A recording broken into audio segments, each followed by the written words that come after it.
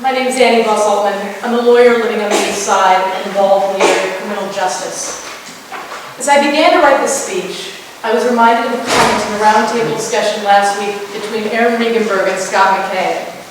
They were discussing the use of force by police, and McKay asked, "But we're not seeing this in Providence, are we?"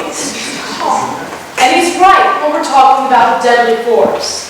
We are fortunate in Providence not to have had an incident like the ones we have seen on the news lately in Charlotte, in Tulsa, and Baltimore. But what about non-deadly force? Tonight I want to share with you the results of a study published this last July on the use of force by police, which demonstrates why the CSA is vitally needed in Providence as an important step in repairing relations between public and police force. In response to the recent shootings by police officers, Dr. Roland Fryer, Jr. of Harvard set out to study the use of force. Specifically, he studied 4 sets of data, 3 generated by police departments across the country, documenting their use of force, both deadly and non-deadly, and 1 generated by citizens in response to in the most recent responses to the triennial police public contact survey. What he found surprised him, and it will surprise you. He found that despite the recent tragic stories in the news, blacks and Hispanics were no more likely than whites or Asians to be the victims of deadly force by the police. However, he also found that if you're black or Hispanic, you are 50% more likely to experience the use of non-deadly force in your encounters with the police. This ranged from a push, or a shove, or being taken to the ground, to handcuffing. And I think about Maureen's story right here as I'm reading this. He found that subject compliance didn't matter. Across the board, you're 50% more likely to experience the use of force in your encounter with the police if you are black or Hispanic than if you are white or Asian. That is a significant and a very troubling difference. Let's think about the implications.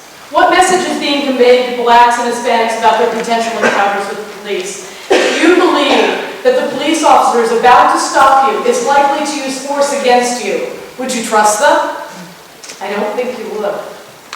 In fact, I believe you would be suspicious and wary and maybe even ready to react.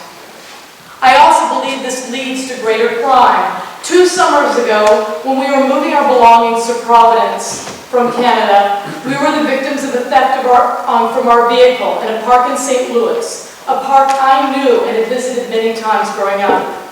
When we were at the zoo, someone smashed the rear window of our car in broad daylight and stole the contents. We had parked next to a multi-generational black family reunion, people all around. So we thought we were safe. And I was mystified as to why the folks from the reunion hadn't gotten involved or called the police, since they probably heard the breaking glass or even witnessed the theft itself.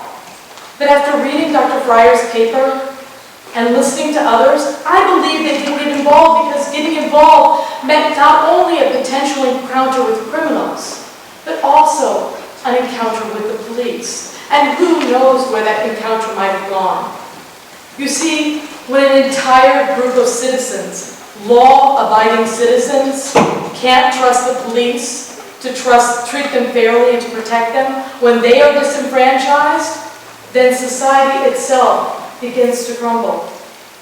Dr. Fryer states that one solution to the problem of racial discrimination, the use of non-deadly force, is to hold the police accountable for their actions at all levels, including lower levels of force. Whether it is the misuse of hands or pushing an individual to the ground, police must have the training to become aware of their actions and reactions, and they must be held accountable when they fail to follow reasonable protocols.